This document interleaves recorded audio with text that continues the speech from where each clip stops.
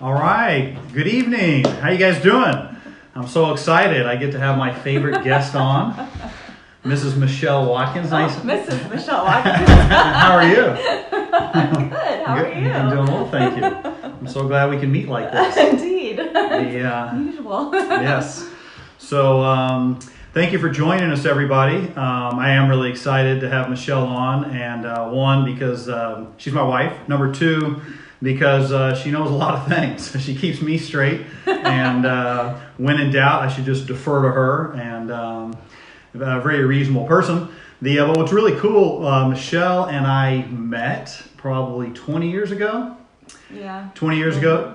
She was going to school up in San Francisco at the Institute for Transpersonal Psychology. I was doing my residency in orthopedic surgery at County Hospital, and we were both working really hard. And I just remember being so jealous about your schooling and what you were into. I was working my butt off, and I actually enjoyed my residency for the most part, as crazy as it was. But you were like going on vision quests, like out in the mountains 3 days straight with just a tarp and surviving on water alone, and doing yoga and doing all these cool things about really exploring humanity and yourself. And I just thought that was so cool. Yeah, it was a blast. Yeah. Good choice in school. It was a good choice. And then subsequently you got certified in hypnosis. Mm-hmm. And then you were a certified hypnotherapist for probably 5 to 10 years, right, before we had kids. Mm-hmm. And so I loved hypnosis. She really introduced me to it, and I've experienced it many different ways. In stage in Vegas, one time we were there for a weekend as therapeutic sessions. I think it's great for surgery. I think it's great for sports. I think it's great for relaxation. I think it's amazing. And but I think there's a lot of misconceptions about it that people really, most people, you mentioned hypnosis and they think of a guy quacking on a chicken like on stage, or they get scared about it. So most people aren't really open to it, especially a lot of the athletes we see and treat. I mean, it could be amazing for people shooting free throws and doing all sorts of things. And so I'm really excited to have you on because I think you can dispel a lot of the myths about hypnosis and how cool and powerfully effective it can be. Mm-hmm. How do you want to start with just telling us about what hypnosis is, or actually any more about, why don't you tell us a little bit more about what else you do, because you also do Reiki, energy healing, meditation. You teach meditation through the Chopra Center. Mm-hmm. Anything else? I teach classes in meditation and consciousness, crystals, Reiki. I do personal sessions, hands-on healing, and hypnotherapy, and it's kind of whatever suits the person and the purpose. That's what's so cool is it's kind of like the definition of living in LA. I love LA because it's such a mixing pot of different things, and you really do. You have different techniques that you use, and I think with each individual person, you may mix a bit of both in there, a little bit of hypnosis, meditation. Yeah, most of the time my sessions are a little bit of everything, depending on what the person wants to work on and what they're most interested in. A lot of people do come in just for hypnosis or hypnotherapy, and usually I'll end up doing a hypnosis session and end up doing a hands-on healing as well. But since we're talking about hypnosis, we'll talk about the other stuff more to come, I guess. Yes. That's what I hear. That's tomorrow night, because we got nowhere to go. Right. Yeah. So tell us about hypnosis. What is the definition of hypnosis, and how is it different than meditation? So hypnosis and meditation are similar in the physiological responses that happen when you do them in your body. Hypnosis is generally more of a pointed therapy. So you come in to a hypnotherapist with a specific behavior or thought pattern or emotion that you would like to shift in some way. So hypnosis like quitting smoking, fears and phobias, anxiety, getting better sleep, being able to fall asleep easier, and just anything in particular, mostly behavior and or thought pattern related. So that's kind of a quick summary of what hypnosis or hypnotherapy is used for. Meditation, while it does the same thing as hypnosis wherein you go into a relaxed state of being, Meditation is more of a generalized relaxation technique that also obviously elicits of more of a spiritual or transpersonal influence or aspect to it. So, is it safe to say so hypnosis can be more intentional, like you've got something you want to fix to some degree, whereas meditation can be generalized relaxation. You don't have to even meditate. You don't have to meditate with a particular purpose except just to do it, huh? Right. Yeah, exactly. So hypnotherapy again is if you have something very specific that you want to work on. What so most people's conceptions about hypnosis is that I think a lot of people fear it because they fear they're going to lose control, and I've had a lot of patients I've suggested it to who have said, "Oh, do you lose control? Can they make me do something I don't want to do?" Like the Naked Gun. In the movies, the how people do all sorts You're of things. aging us. The aging us by great movies. So people's fear of losing control. To talk about that. So that's a very common fear and misconception. But quite honestly, all hypnosis is self-hypnosis, and you actually go into different states of hypnosis or trance every day throughout the course of the day. It's really sort of a state of your brain waves. We can talk about it scientifically like that. So in waking consciousness like we are now, we're in a beta brainwave state. In hypnosis, we typically go into an alpha or a theta wave state, which is just under the beta wave. And in deep sleep, when you're totally deep asleep and you have no dreams, that is the delta wave state. And so hypnosis is, we hit that sweet spot right there in the alpha and the theta where you're in a nice relaxed state. Most people have experienced all of these different states. You go through them every night when you sleep. You go through them every day. So if you're doing something like this and then you find yourself sort of wandering off in your imagination and start to daydream, you're kind of going into an alpha wave state. What physiologic changes happen? Does your heart rate slow down? Does your breathing slow down? Yes. So both of those things. So it's very similar to when you're falling asleep. So you go from an alert state, like we are now, a wakeful state. And as you slowly drift into sleep, your breathing gets slower, your mind starts to wander, you might start to think about random things, and then your heart rate slows, and you begin to relax. Your body begins to relax. And what's a quick synopsis? What's a vision of what the experience is like with a therapist? So you talk about some issues for a little bit, and then you go into relaxation? Mm-hmm. So to just do a hypnotherapy session, somebody will come in, say, for generalized anxiety. So we'll talk a little bit about how that manifests in their life, in their behaviors, and their thought patterns. And then I will go ahead and put them into a hypnotic trance. So basically, they just sit comfortably and close their eyes, and I guide them all the way through into a relaxed state. And when we're in the relaxed state is generally when you do the therapeutic suggestions, which for someone experiencing generalized anxiety, it would be things around feeling peace and calm during the day, and other types of techniques there. And then at the end, after I've done that, we usually count the person back up into an alert, wakeful state.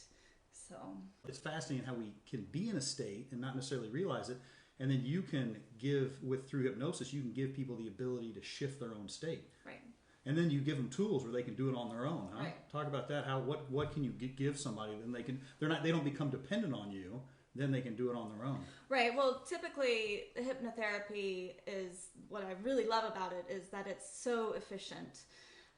You were working with your subconscious and your unconscious mind, which is where all of our behaviors and thought patterns actually come from, and our emotions.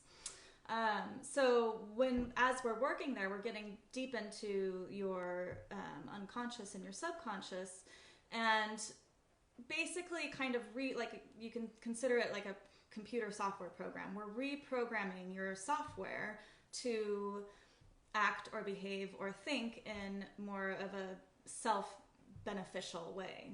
Yeah. Cool. So, most times I see clients 1, 2, maybe 3 times at the most in order for them to really see some effect in their daily lives. And, a lot of people don't even notice it sometimes. It just, one day you'll be going along and you'll realize, I haven't felt anxious lately. And that's kind of how it works. It's really cool. And I'll also give, I'll record sessions for people, and so you can listen to the hypnosis session, on your own time and reinforce all the suggestions that were done. Yeah, it's not always an aha moment, is it? Sometimes it's a subtle shift that you're not scratching your head or looking for a cigarette or whatever it is, and you don't even realize that.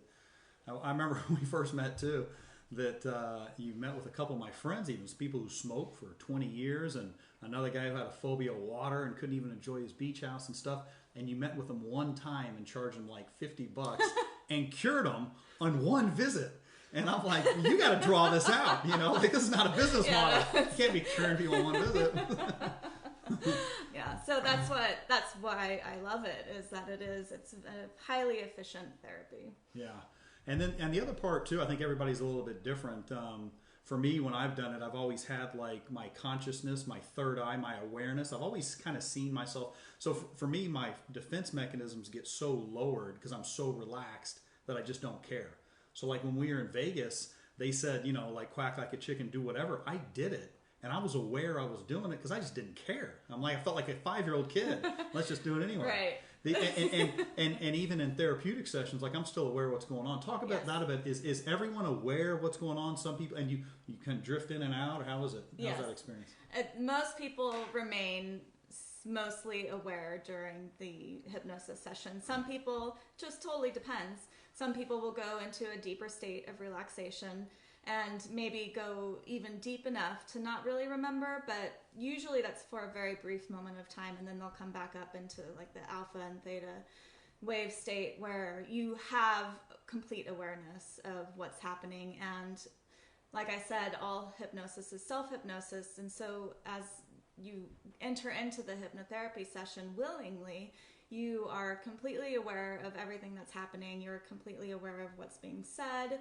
But like you said, you lose some of that, the conscious mind and the ego loses some of that need to control. And does that answer your question? Yeah, and even to judge, right? In so many ways, your judgment of screening information and stuff coming in, is this worthy? Does this person know what they're doing? All this kind of stuff. If it gets so lowered, you're more receptive and open to letting that person potentially shift you in a way that you want to be shifted. Right, and you're there for yourself, of your own self-volition, and so it's typically very mutual. And even with the stage hypnosis, which a lot of people, know about more so sometimes than the hypnotherapy, everybody that gets up on stage wants to be up there. It's not, and they're doing they're aware of everything that's happening. They're not, there's part of a clown or a show person in them that wants to come out. Okay, just once. And, do that and experience what that's like to be up on stage and being, silly or whatever. And not caring. And having your defense mechanisms down and jumping around. Right. So the major misconception and or fear of hypnosis is that, you won't remember anything, you won't be able to wake up, somebody will put in some crazy suggestion that you're not aware of. All of that is untrue, and mostly because you're there willingly most of the time, Right. And if you're not willing, it doesn't work. The hypnotherapy actually doesn't work because there is a mutual understanding. So So some of the purposes, and I like, especially with patients, I'll say, look, these are some of the misconceptions about hypnosis. Like one of them, I tell them to imagine a high jumper, where they do hypnosis, right? It's self-actualization, visualization is a form of hypnosis. Similar, right? Yes, right. You're so locked in, they're imagining them jumping, and they do it over and over again in their head that when they go to do the event, they do it, and they're so locked in a positive framework, rather than as soon as they go to take off, some negative self-sabotaging thought of oh crap, what am I doing, doesn't invade them and take them over. They're so locked in that I think that's one way people can really understand that if you want to be conscientious and aware of what you're doing and take control of your life, hypnosis can allow you to train your brain and certain habits and patterns to ultimately do what you want. And that sports analogy I like for that reason, because it kind of breaks barriers where people are like, well, yeah, it's cool to do hypnosis if you're an Olympic athlete. I guess maybe I can try it too. And so what other, so it can be therapeutic on a psychological level. So you can stop the phobias, stop bad habits like stop smoking. What other uses? Well, there's a ton, like you said. There's the positive aspect to it. Instead of trying to change a certain behavior or pattern that you're working through, there is the becoming even better at something, like the high jumper or piano playing or creativity, unlocking your creativity. I mean, there's so many different uses for it. It's really innumerable. That's a good way to put it too, is a lot of people don't want to go to a therapist or somebody because it means they have a problem. But no, you can actually like your life. You can be functioning at 80 to 90%. This can just even give you an extra 5 or 10% where, it'd be like a bonus and a cherry on top of really what you want to do. Yeah. What about these times of being stressed out, being locked indoors? How do you see hypnosis potentially helping people in this day and age of what we're going through? Well, there are many ways that it can help.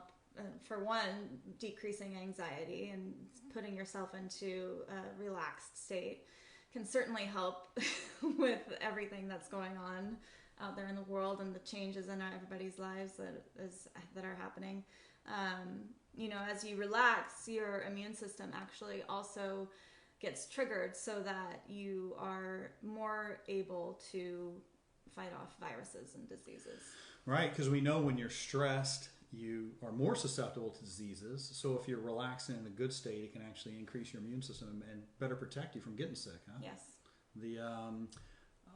Any studies on that or any proof that works? Or? There are many. Yes. We had this discussion earlier. But yes, there are many, many studies that... Any meta-analyses in the literature? Yes. Many studies going back decades for hypnosis, hypnotherapy, as well as meditation and different types of mind-body therapies that does prove that going into a relaxed state does improve your physiology. Yeah. Cool. Well, like I said, I think, my own personal experience with patients over pain. My dad had a patient one time who learned how to do self-hypnosis and required no pain medication after like a 2-level fusion. And this was 20 years ago when fusions really hurt. And so it can be really effective in pain control, can it? And women, I saw a patient today, I said something about hypnosis, and he said that his wife underwent childbirth with some hypnosis techniques required no and had basically no pain. People really have oral surgery, they have all sorts of surgeries without actual anesthesia, and it's just from hypnotherapy. Yeah. So basically, what can hypnosis treat? It can treat any like stop smoking, any type of phobia, any type of neurotic tic you have, or weight loss. It can also help with general improvement of your life. It can help with any sports, any focus. It can help with pain. It can help with your immune system. It can help you relax. Can it make you a better husband and enjoy doing dishes? Yes. So cool. Well, thank you for joining me. Thanks for having me. If you guys have any questions, please put them in the comments. We'll reach out. I'll put Michelle's webpage on the bottom link. Feel free to reach out to her. She can probably help you a lot better than I can. Maybe even for your back pain. She's going to put me out of business. So cool. Thanks for joining us. All right. Thanks. Bye.